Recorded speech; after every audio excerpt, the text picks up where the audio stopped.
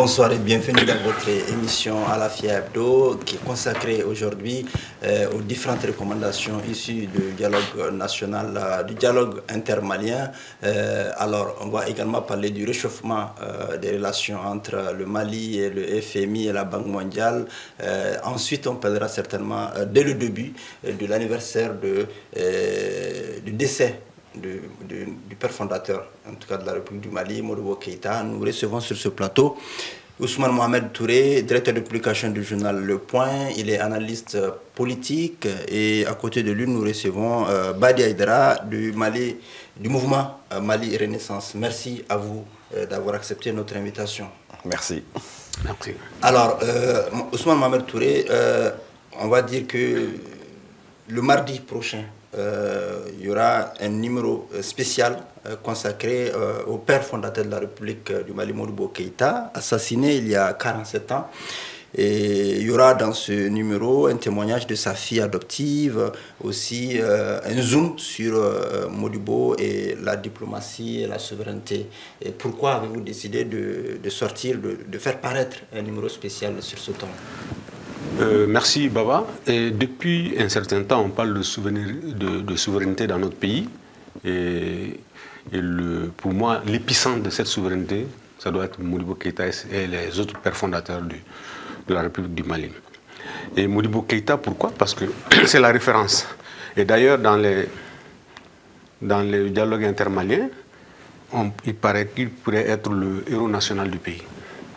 Et dans cette dynamique, nous avions jugé nécessaire, 45 ans après son assassinat, de faire rappeler aux gens que Modibo a été le socle de cette vision souverainiste que les Maliens réclament aujourd'hui.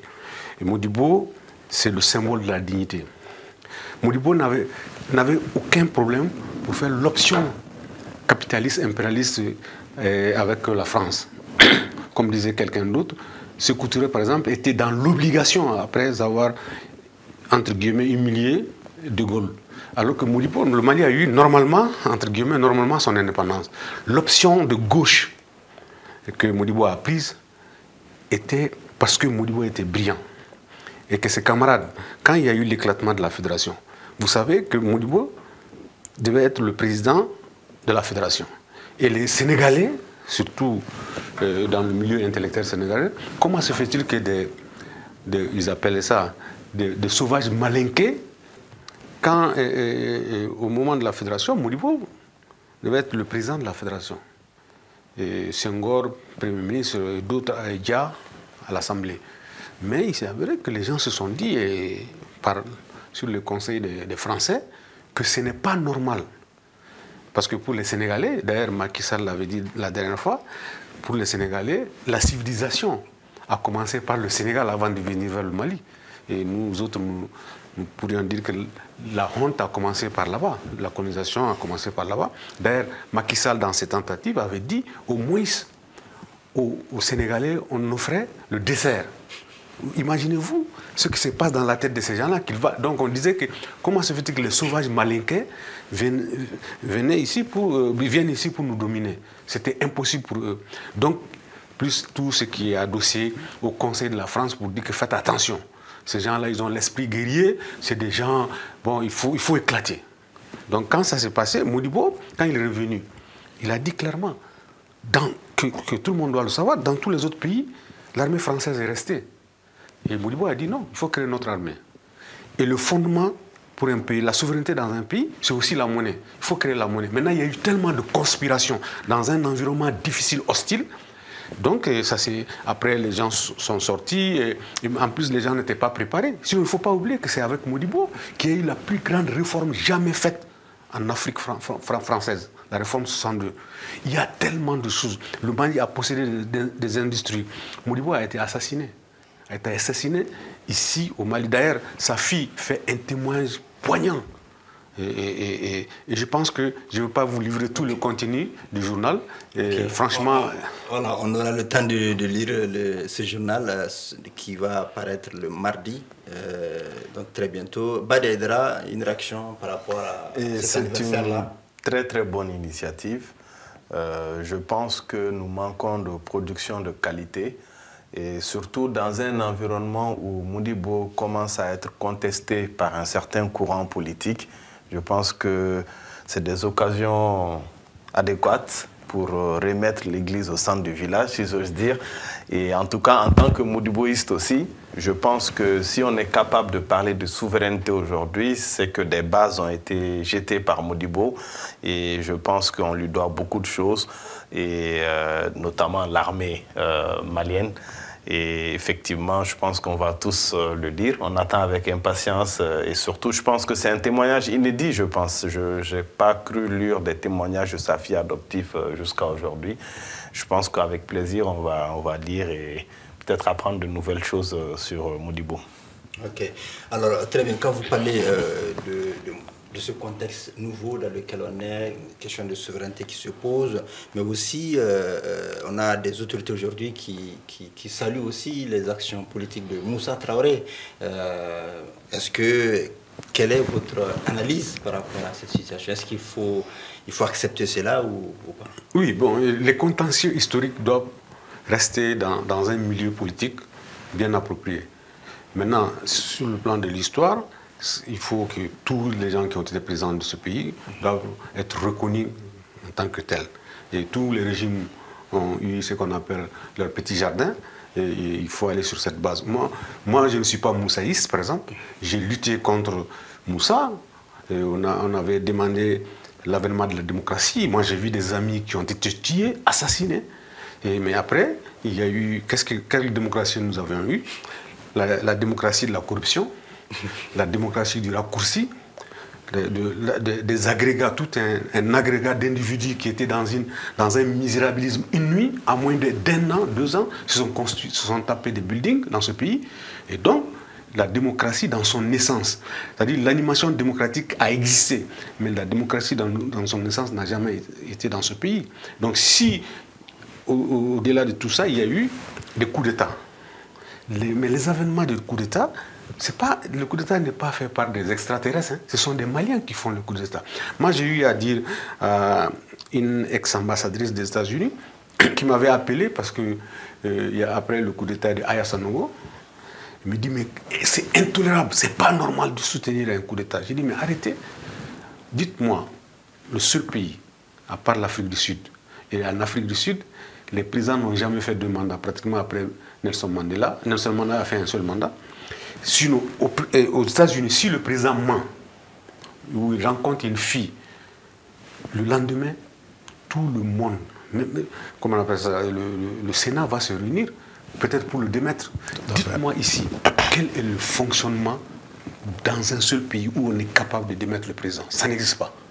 Et on ne peut pas, sous la bannière, je ne cautionne pas le coup d'État, hein, mais je dis ça s'explique. Est-ce que tu vois? Et dans ces pays-là, depuis un certain temps, il y a les gens sous la bannière de la démocratie. Et la démocratie se résume aux élections. Et après, c'est le foutoir, quoi. Ouais. Et donc, c'est pour cela que moi je dis, en revenant sur la question que vous aviez posée, c'est que Moussa Traoré, Modibo Keïta, Moussa Traoré, Alpha, ils sont tous de l'histoire de ce pays, et chacun jugera et fera l'option qu'il veut par rapport à ces gens-là. Okay. On va rester sur la question démocratique en s'attaquant tout de suite à une des recommandations du dialogue intermalien, qui est la suspension des partis politiques. Et aussi la réduction de leur nombre, et enfin aussi, je pense qu'ils ont demandé la suspension des financements des partis politiques par l'État. Tout à fait. Quel est votre point de vue là-dessus? Bon, comme vous m'avez demandé directement sur ce point-là, j'aurais voulu rapidement, en propos préliminaire, parler rapidement du dialogue national, enfin du dialogue intermalien, mais sinon je vais répondre directement à votre question. Par rapport à ce point, je suis globalement d'accord sur la volonté qui est exprimée par les Maliens de dire qu'il faut qu'il y ait une réforme, en tout cas qui vise à réduire les nombres de partis politiques. Dans tous les cas, on ne peut pas prendre une loi pour dire il faut 4, il faut 5, il faut 6 partis politiques, mais les conditions de création, d'existence, de persistance qu'on met en place, de fait, peuvent réduire le nombre de partis politiques. Et en la matière, il n'y a rien de nouveau, rien d'extraordinaire. Ça a été fait au Bénin par Patrice Talon. Donc ce n'est pas antidémocratique, c'est des dispositions qu'on met en place qui font que de fait, les partis seront obligés de se réunir. Se réunir autour de quoi? Ça va dépendre des contingences. Par contre, là où je ne suis pas d'accord avec la proposition, c'est concernant le financement, la suppression des financements des partis politiques. Je suis pour un modèle complètement différent, dans la mesure où alors, je vais dissocier le financement des activités quotidiennes des partis politiques et le financement des campagnes. Je pense que l'activité politique est une activité de bénévolat, donc l'activité que les partis politiques font pour financer, former, entre guillemets, former, accompagner les gens au quotidien, elle ne doit pas être financée par l'État. En revanche, en période de campagne, moi j'aimerais qu'il y ait une restructuration de la gestion des campagnes. L'argent est en train de prendre de plus en plus de place dans les campagnes électorales. Il y a une forte inégalité. Donc au final, ce n'est pas celui qui a les bonnes idées, celui qui a un bon programme qui va y arriver forcément, mais c'est celui qui a une bonne visibilité médiatique, un bon budget de campagne qui peut fonctionner, donc qui a de la présence. N'oubliez pas qu'une campagne électorale, c'est une bataille de l'opinion, donc il faut être présent, aller à la rencontre des gens, ça demande énormément de fonds. Moi, je propose qu'on augmente ces montants-là qui sont donnés aux partis politiques, mais à but de financer les campagnes. La contrepartie de cela, c'est qu'il faut qu'il y ait une logique de compte de campagne et que les dons que les partis politiques peuvent recevoir pour faire les campagnes, provenant du fondateur ou de d'autres acteurs soutiens du parti, que ce soit plafonné, que les comptes soient audités et que les règles du jeu soient plus justes. C'est-à-dire que l'État met à la disposition un certain nombre de budgets à tous les partis politiques. Ce n'est pas interdit que des gens qui veulent promouvoir ces idées-là amènent de l'argent, mais ça doit être plafonné pour ramener de l'équité et éviter que des profils... seulement les profils qui ont les capacités d'avoir des relations ou en tout cas des contacts pour réunir des montants énormes puissent être présidents. Donc la suppression, pourquoi pas pour les activités quotidiennes, mais moi ce qui m'intéresse c'est surtout les activités financières des partis politiques lors des campagnes électorales. C'est là qu'il y a des sujets démocratiques, d'équité et de justice qui doivent être clarifiés. Ok, Ousmane Mohamed Touré, vous partagez son point de vue? Oui, oui. Dans une certaine mesure. Et par rapport au financement, moi je pense qu'au contraire, ça doit commencer depuis le départ pour la formation des militants. Et pour les activités même, on doit financer. Maintenant, pour les élections, effectivement, les gens qui ont été formés peuvent créer des conditions et donner de l'argent. Mais si on annule complètement le financement des partis, c'est une boîte à Pandore qui est ouverte pour qu'ils soient complètement, pour qu'ils fassent des compromissions avec d'autres pays. Et quand ils prendront le pouvoir, c'est un problème. Donc il faut restructurer. Mais depuis un certain temps, quand on finançait les partis politiques, c'est le patron du parti qui prend l'argent. On ne fait pas on n'audite pas les choses. Et il faut créer des conditions de comptabilité réelles pour que là où l'argent a été... Et moi, je pense que c'est au départ, nous sommes dans un pays où il n'y a que des bétails électoraux. Il n'y a pas véritablement de formation militante. Et ça, c'est un grand problème.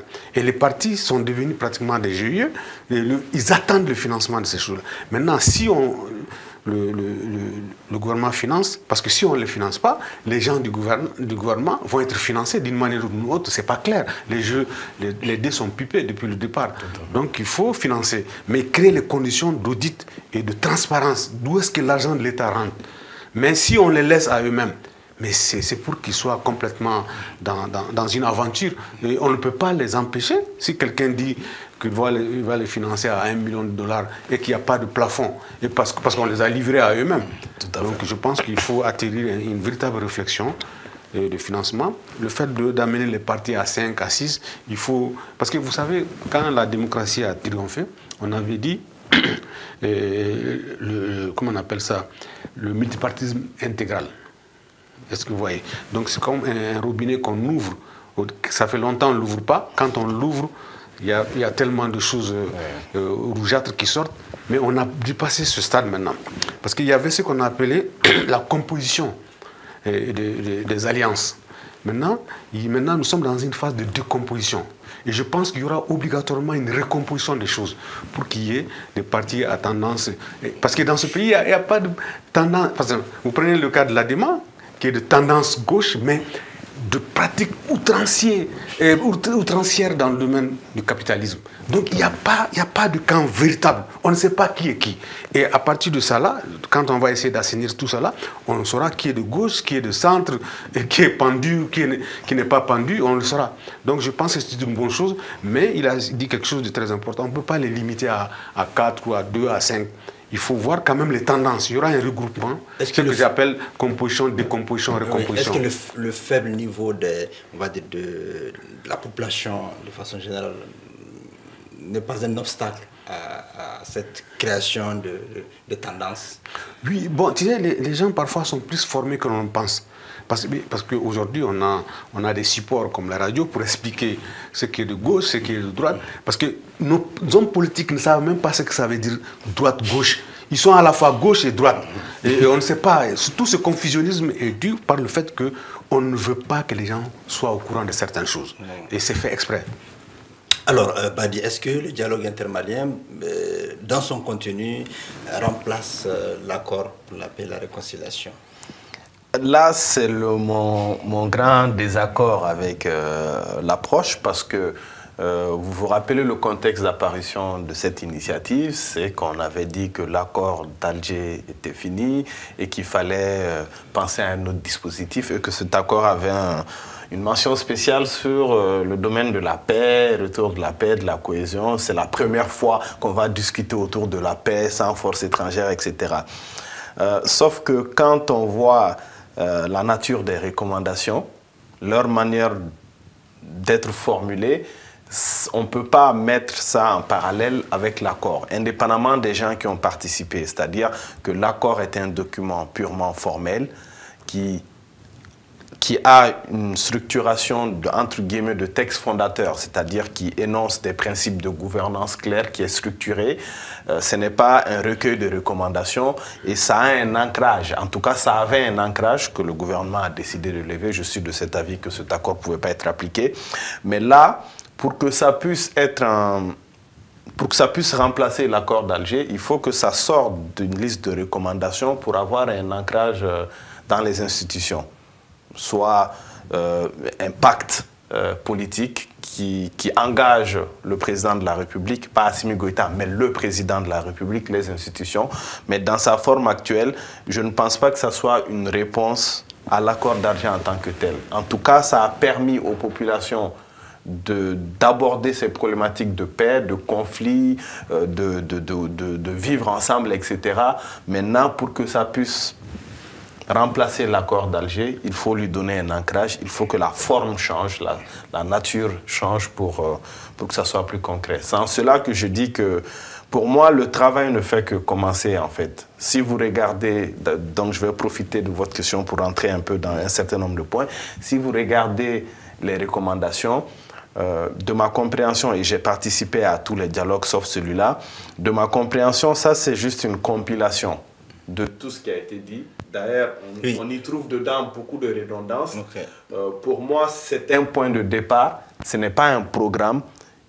Et là où je reproche... C'est de votre point de vue, pas de oui, autorité. Mais là où les reproches principaux que j'ai à faire à ceux qui organisent et dans la manière de faire, c'est que... On va revenir à cette question-là. Okay, Ousmane, concrètement, est-ce qu'il y a eu un dialogue? Est-ce que les acteurs étaient là? Est-ce que les Maliens avaient des problèmes entre eux? Le principe était vraiment un principe d'espoir. Parce que pour une première fois, les gens se retrouvent entre eux. Donc, pour moi, le problème de l'accord n'existait plus. Donc, ce qu'il disait, l'ancrage, tout ça, là, maintenant, il n'y a pas d'accord au Mali, en quelque sorte. Les Maliens, mais le hic, pour moi, c'est que dans tous les cas, aujourd'hui, on a gagné, on a eu Kidal, les gens sont partis, ces gens-là sont devenus très faibles. Et la belligérance s'arrête un moment quand les autres sont faibles. Parce qu'on ne sait pas ce qu'ils sont en train de faire. Le Mali est puissant, en quelque sorte, mais il faut amener ces gens-là pour souffler dans la trompette malienne, pas autre chose. Et l'accord, le dialogue intermalien, bon, en espagnol on appelle ça la repetita, quoi. Parce que les ANR avaient donné plus de 517 recommandations. il n'y a pas eu 6% d'application. Ce pays n'a pas de problème d'accord ni de dialogue. C'est-à-dire le fait de l'applicabilité des choses, c'est ça le grand problème dans ce pays. Les recommandations, et en plus on a greffé des choses que nous autres nous n'attendions pas. On veut dire les colonels en général, ils n'ont même pas besoin de tout ça, quoi. Parce que nous sommes dans tous les cas, hein, dans un pouvoir, de façon pratique, dans un pouvoir illégal. Ils peuvent créer les conditions de devenir des généraux partout. Les accords là, ça ne fait pas. C'est-à-dire les gens oublient certaines choses. Les accords ne sont pas le lieu. Non, c'est pas des recommandations constitutionnelles. C'est une initiative du président de la transition et qui pense que effectivement, quand on est puissant, quand on a l'air puissant, on crée des conditions de renforcer cette puissance. Mais personne ne peut être contre le dialogue intermalien, à mon avis. Mais ça n'a pas suscité ce que les gens pensaient. C'était quoi? D'attirer des véritables think tanks de réflexion qui vont faire un départ et créer complètement l'étouffement de toute action que ces gens-là peuvent entreprendre. Tout à fait. Et amener les gens, parce qu'on ne peut pas demander de faire la paix, parce que beaucoup de ces gens-là qui sont responsables, moi je n'aime pas ces gens-là, hein, mais c'est des responsables qui ont un moment compris qu'ils ne peuvent plus rien contre le Mali. Mais c'est des gens qui peuvent être dangereux contre le Mali aussi. Et il faut le dire, la plupart sont sous coup de mandats d'arrêt internationaux. Mais avec qui on va dialoguer finalement? Et il y a des gens qui sont venus se défouler dans ce truc, des recommandations par rapport au fait que Assimi se présente aux élections. Ce n'était pas des choses très, pour moi, capitales, quoi. Il y a des choses réelles. Par exemple, on aurait pu insérer même le problème de l'énergie. Non, mais c'est des réalités. On n'en a pas parlé. Mais je n'arrive pas à comprendre. Il y a une crise financière dans le pays. On nous a dit que le Mali était riche. Prendre les recommandations dans les réformes minières, qu'est-ce qui va se passer? Faire des véritables réflexions, pas biaiser la chose en parlant d'abord de l'accord, d'autres choses. L'accord, là, on était déjà dans la dynamique de ce qu'ils ont appelé l'application intelligente de l'accord. Ça a déjà créé des contours, des détours de comment il faut atterrir un truc sur l'accord. Maintenant, moi je pense que ce n'est qu'une réunion de plus, quoi. Et je suis très... Déjà vu. Oui, franchement. Ouais. Il faut qu'on dise les choses. Vous avez beaucoup de reproches aussi par rapport à ce dialogue intermalien. Quels sont ces reproches? Comme il l'a dit, repetita en espagnol, c'est qu'en réalité, vous savez, le vrai problème de ce pays, c'est que quand on veut mettre des bonnes volontés ensemble pour produire quelque chose, on a du mal à innover dans l'approche de le faire, la manière de le faire, le format, le lieu, le temps. Moi, je vais vous donner un exemple. Il y a des processus qui ont pu aboutir à des documents de qualité, de très bonne qualité. Je prends un exemple, un processus, le PNEV, Programme national d'éducation aux valeurs. J'ai suivi, j'ai lu de A à Z un rapport de 300 et quelques pages sur les problématiques d'éducation aux valeurs. Voyez-vous, c'est une méthodologie qui a une très bonne qualité, mais ça ne remplit pas des conditions de légitimité politique, populaire. Il faut savoir que le gouvernement fait ces dialogues-là pour avoir c'est des moments politiques d'ancrage pour se redonner un nouveau souffle, pour redémarrer. C'est des cycles. Ça amorce des cycles. Par contre, quand cycle dit, c'est-à-dire que prendre le code minier, qu'est-ce qui va se passer, aller sur des sujets de fond. Je suis désolé, ce n'est pas une question, une problématique de mépris. Si on veut faire ça, ce n'est pas en appelant des délégués à droite, à gauche, c'est en appelant des experts. Et le PNEV a été réalisé comment? Ils ont mis en place un pool d'experts. Ensuite, ce comité-là a défini des catégories de personnes ressources qui sont nombreuses à rencontrer. Et je peux vous garantir, tous les documents que j'ai lus au Mali, j'ai rarement vu un document d'une très grande qualité, d'une profondeur et d'une expertise extraordinaire. Pourtant, ça a été fait au Mali sous la transition, au même moment qu'on faisait le dialogue, mais c'est un processus qui a duré plusieurs mois, qui a pris énormément de temps. Je pense que les premiers chantiers de ce processus-là, ça vaut plus de 6 mois. Et ils ont travaillé régulièrement et c'est un document technique, c'est un programme.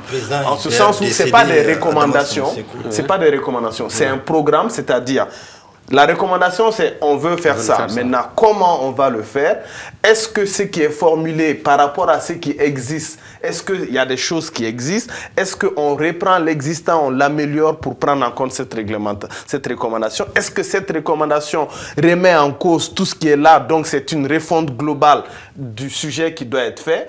Donc pour moi, ces recommandations-là doivent être transformées en programme. Donc là, ça doit, au lieu de mettre, je finis là, au lieu de mettre en place un comité de suivi, il faut mettre en place un comité d'élaboration de programmes à base de ces recommandations. Parce qu'il y a beaucoup de choses dedans, comme je l'ai dit, quand vous réunissez les Maliens qui donnent leur avis, c'est une bonne chose. Mais ces avis-là, le président ne peut pas travailler avec pour faire un programme. Parce qu'il y a des choses qui sont dites dedans qui existent déjà. Il y a des choses qui sont anticonstitutionnelles. Il y a des choses qui rencontreront un certain nombre d'obstacles.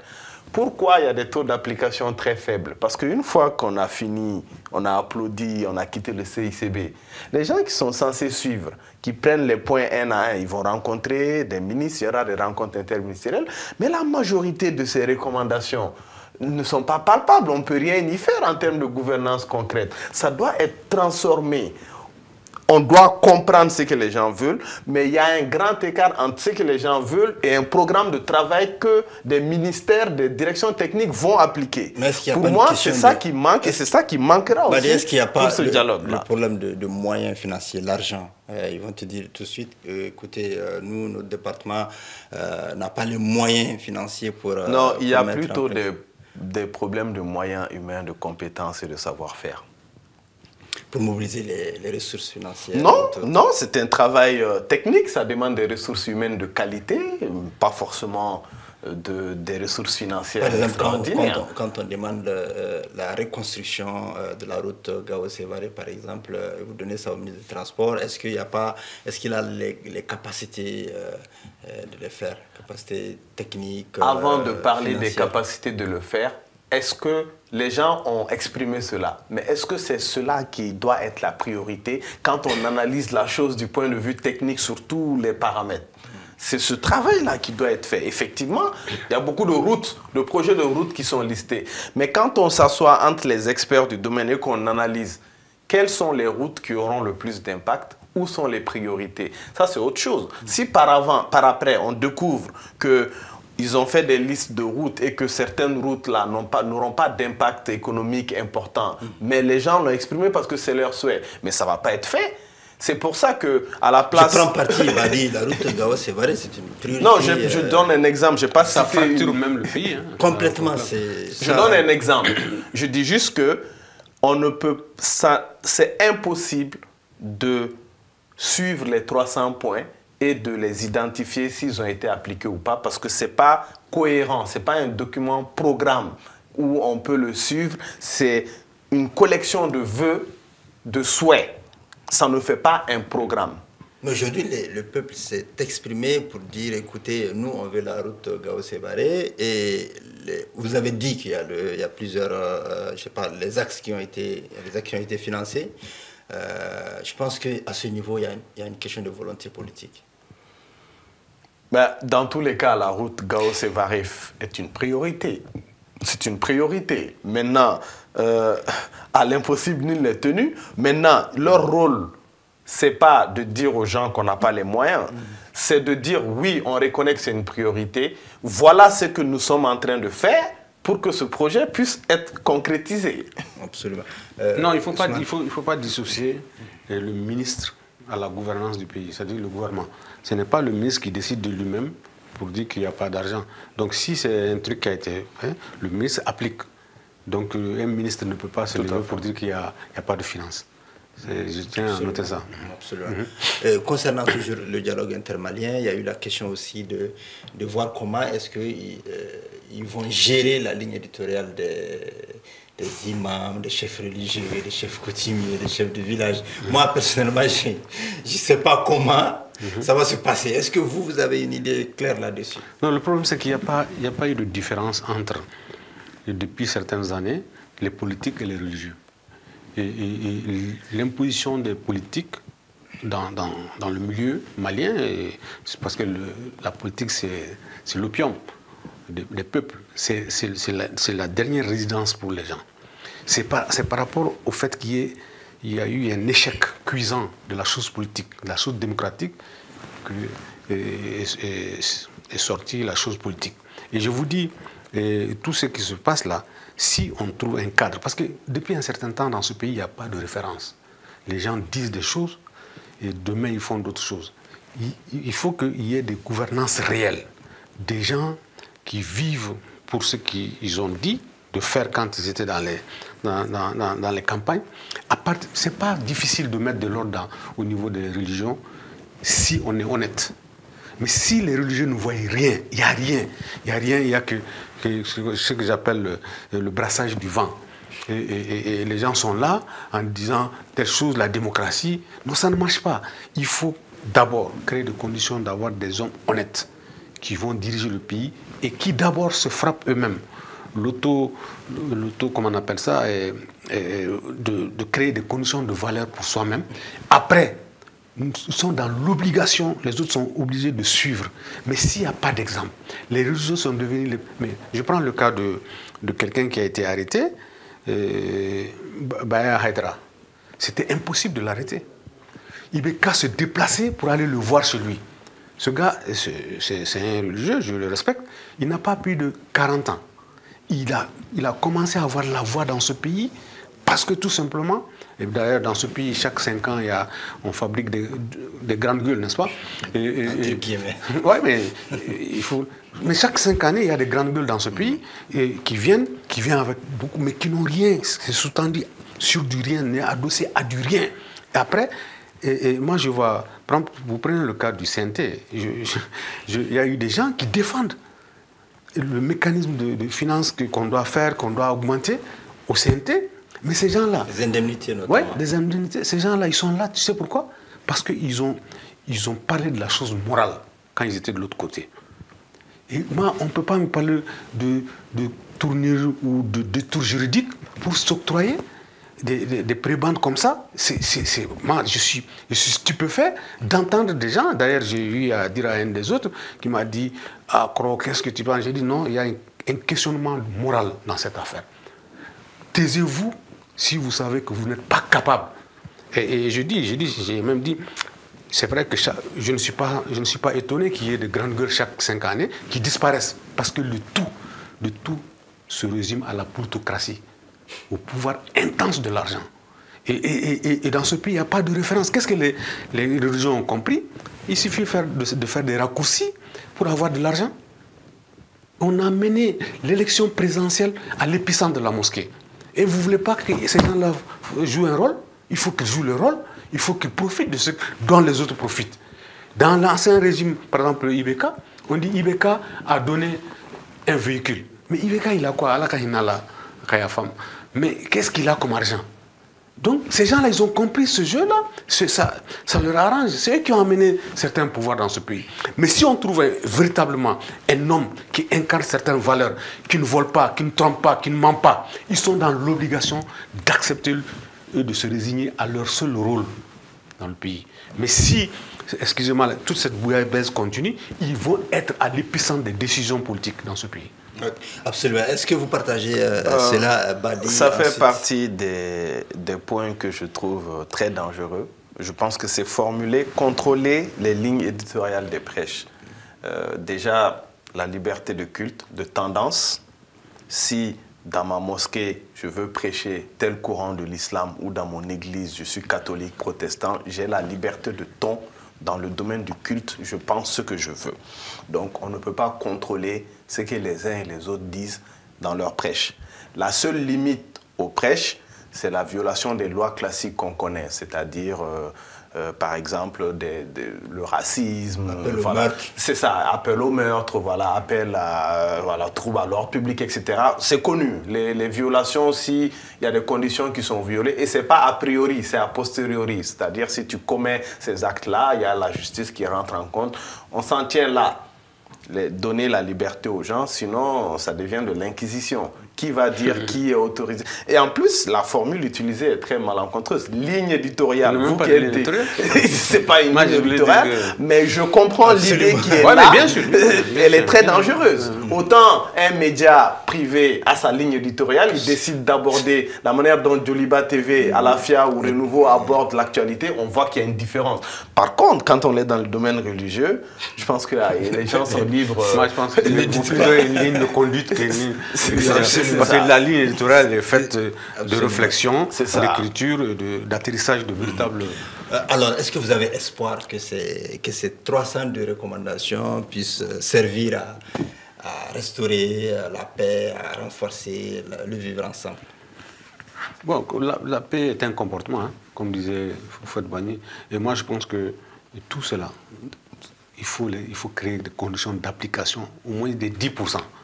Parce que, comme j'ai dit, il n'y a pas un problème de trucs, quoi, de textes dans ce pays. Il y a un problème d'application. Et les gens n'appliquent pas. Je te dis, les 517 là, il n'y a pas eu 6% d'application. Et on a déjà, en comptabilité, on appelle ça amortissement. C'est amorti, c'est égal à sa valeur d'origine. Maintenant, il y a quand même quelque chose qui est bien, parce que nous sommes dans une perspective de récupération de notre territoire. Ça, personne ne peut être contre ça. Et si on doit amener les Maliens à être, que tout le monde se sente chez lui, il ne faut pas qu'il y ait des gens, à partir du fait qu'ils aient pris des armes, qu'ils aient plus de possibilités que d'autres personnes. Ça, c'est une bonne chose.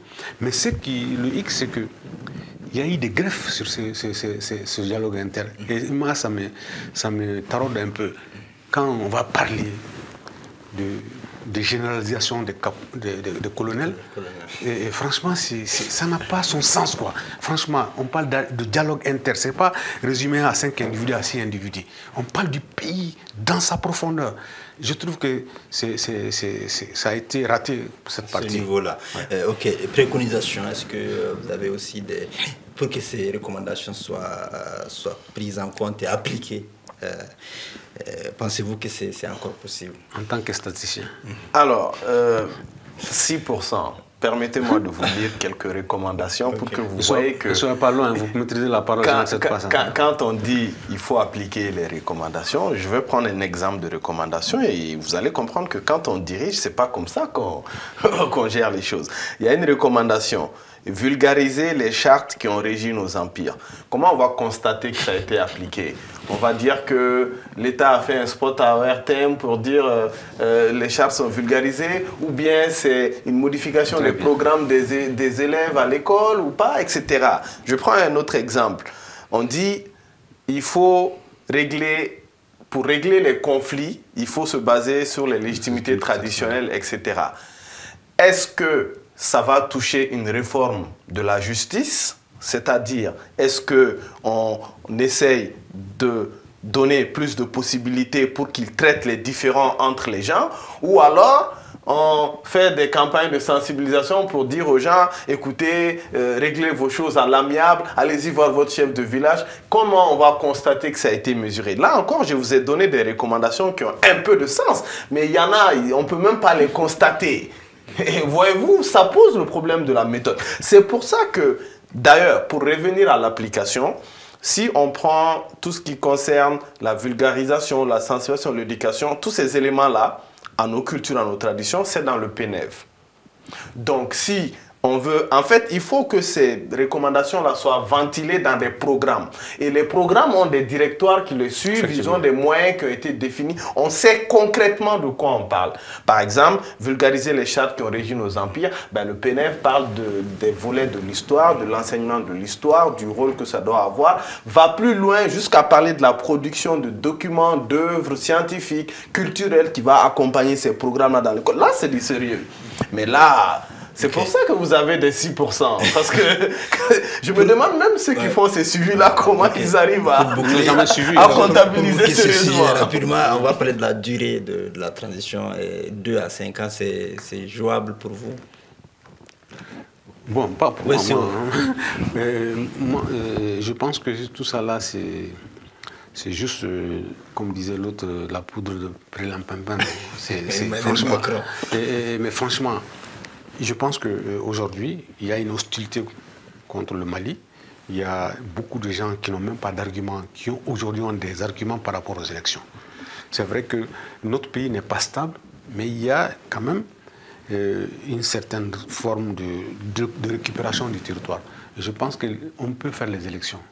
Et il faut le faire pour sortir dans ce... Moi, personnellement, hein, excusez-moi l'expression, je m'en fous qu'il y ait des élections. J'aimerais que mon pays soit stable et qu'il y ait une sécurisation du pays. Mais nous sommes en face de beaucoup de choses qui risqueraient d'amener à complètement... amener aux gens qui sont au pouvoir d'accepter certaines choses qu'ils n'avaient pas acceptées au départ. Et parce qu'il ne faut pas oublier, l'argent joue un rôle très important dans tout ce qu'on veut faire. Aujourd'hui, si on a un problème d'énergie, parce qu'il n'y a pas d'argent. Et pourquoi on n'a pas d'argent? Parce qu'il y a une guerre peut-être. Mais maintenant, il faut de façon structurée prendre les choses en main. Et cela ne peut pas se faire en étant tout à fait dans une certaine autarcie, quoi. Sur la question énergétique, le FMI, la Banque mondiale nous prêtent de l'argent. Oui, mais les gens parlent comme s'il y a même des opposants qui disent « Ah, ils sont partis au FMI ». Ça, c'est du populisme. Vraiment. C'est tout à fait normal. Il n'y a pas quelque chose... Maintenant, si on atteint une véritable stratégie politique, on pourrait ne plus être dans le FMI. On pourrait ne pas accepter les financements. Mais maintenant, franchement, il y a des choses sur lesquelles nous avions eu raison d'ailleurs par rapport à l'amunissement. Mais ça ne veut pas dire que le Mali ne doit regarder personne. Ça, c'est un faux débat. Et des gens qui le savent, qui le font, savent que ce n'est pas normal. On doit passer par le FMI. Maintenant, leur souveraineté et notre souveraineté, il faut le dire que ça change. Ce n'est pas comme avant où il y a un dictat sur les autres. Mais parce que le FMI, tu sais, ces gens-là, les institutions de Bretton Woods n'ont jamais refusé à ce que les pays parlent. Mais ils sont avec leurs experts, ils créent toutes les conditions de manipulation. C'est à vos experts de vous imposer, de dire que nous ne sommes pas d'accord. Sinon, ce n'est pas des gens, c'est pas des extraterrestres, c'est des gens avec lesquels nous avions étudié. Certains, ils ont été damnés. Maintenant, si vous êtes faible, ils vont prévoir des trucs. Bien sûr. Donc moi, c'est un faux débat. Ouais. Et je pense qu'on doit nous dire, il faut que je parle de ça, la vérité sur le problème de l'énergie. Il faut quitter les stratégies de pompage inutiles qui ne vont pas aller très loin. Il faut dire ce qui ne va pas. Il faut créer les conditions de régler ce truc-là in situ, sur place. Il ne faut pas attendre. Et s'ils ne le font pas, ça va... Il en coûte, quoi. Oui, mais tout ça là, il y a quelqu'un qui me dit... le train de vie de l'État. Non, mais bien sûr. Et il ne s'agit pas... Parce que dans ce pays, on peut diminuer le train de vie de l'État, mais on ne voit pas où est-ce que l'argent qui était prévu pour diminuer le train de l'État va après. Il faut qu'on dise... 2 milliards sont venus, ça va dans l'énergie. Il faut qu'il y ait des choses concrètes, comme ça voulaient faire les statisticiens. Il faut que ça soit des choses concrètes. Les gens... C'est-à-dire, l'énergie là, c'est pas... Tout le monde le vit. Et comme j'ai dit, j'ai écrit un article, il y a un duel permanemment de l'être humain sous le poids de l'énergie la nuit. Quand tu sues, tu es là, il y a le diable, il y a le saint. Tu ne sais pas dans quoi il faut être. Je prends une bombe. Mais il faut qu'on finisse avec ce problème d'énergie. C'est un problème criard. Les petits commerces sont complètement finis dans ce pays. Il faut faire attention. Il faut créer les conditions et sortir du pompage inutile. Ok. Rappelons sur la question énergétique pour finir. Sur la question de énergétique. Je pense qu'on a eu à faire une émission ici où j'ai parlé en détail du problème de l'énergie. J'ai eu à donner pas mal de statistiques que je pourrais partager avec le grand frère. Comme il l'a dit, je n'ai pas grand-chose à rajouter. C'est des actes normaux de gouvernance. C'est une question que certains essayent d'instrumentaliser. La souveraineté n'a rien à y faire dedans. Il faut un langage de vérité quand même. Non, ça c'est deux sujets. Il y a la problématique de l'énergie, il y a la problématique des relations, le fait qu'on est allé prêter de l'argent. Moi, je répondais par rapport à ça. Et puis, dans tous les cas, je pense que l'instrumentalisation de ce sujet vise à faire croire aux Maliens que le Mali s'est embrouillé avec tout le monde, que le Mali s'isole et que c'est pour ça qu'on a des difficultés liées au courant, tout ça. Factuellement, fondamentalement, c'est faux. Les hommes politiques qui font ce travail-là, ils ont leur agenda, ils ont leur intérêt. ils savent que c'est faux. En tout cas, ceux d'entre eux qui sont intelligents, ils savent que c'est faux. Ils font de l'instrumentalisation. On n'est pas isolé, on travaille avec ces institutions-là, Banque mondiale, FMI. Ces institutions-là ne font pas de l'ingérence politique, c'est-à-dire ils n'ont pas demandé de chronogramme. On n'est pas en embrouille avec eux. D'ailleurs, dans votre titre, vous avez parlé de réchauffement des relations. Elles n'ont jamais été froides. En tout cas, pas avec le FMI et la Banque mondiale. Elles n'ont jamais été froides.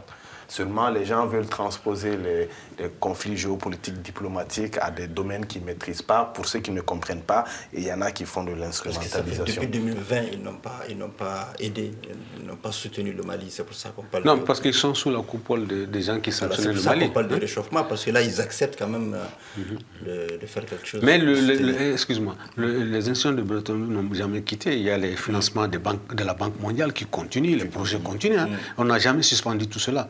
Maintenant, peut-être qu'eux, ils essaient toujours de voir qu'est-ce qu'ils vont pouvoir, qu'est-ce que c'est. Parce qu'il faut que nous soyons demandeurs, d'abord. Eux ne viennent pas pour nous dire faites ça. Hein. Maintenant, ils ont leurs conditions d'intelligence. C'est des gens très rusés. Ils ont des experts dans tous les domaines. Dans le domaine de la chose politique, hein. Ils sont là partout. Maintenant, excuse-moi. Pour finir rapidement. Oui, donc pour l'énergie... Factuellement, c'est faux. C'est quoi, pardon? Vous dites factuellement, c'est faux. Qu'est-ce qu'il faut? L'instrumentalisation, c'est ce qui est dit par rapport à l'énergie, tout ça. Non, parce qu'en fait, je n'ai pas dit que factuellement, c'est faux. Pour l'énergie, les problématiques sont connues. Je pense que quand j'ai été ici, j'avais parlé d'une étude. Nous, on a fait une étude en commune 3 sur l'impact des coupures sur les artisans, les mécaniciens, les tailleurs, etc. C'est désastreux. Je ne vais pas vous dire le contraire. Maintenant, on ne va pas faire une émission en détail sur EDEM. Ça a été fait ici. J'ai donné énormément de chiffres. J'ai identifié les problèmes. J'ai donné des solutions à court terme. Je peux les répéter rapidement. Ce n'est pas tant un problème. Excusez-moi, c'est difficile à expliquer, mais je vais le dire rapidement. Ce n'est pas tant un problème d'argent qu'un problème de chaîne logistique et de gestion. Le carburant était géré en flux tendu.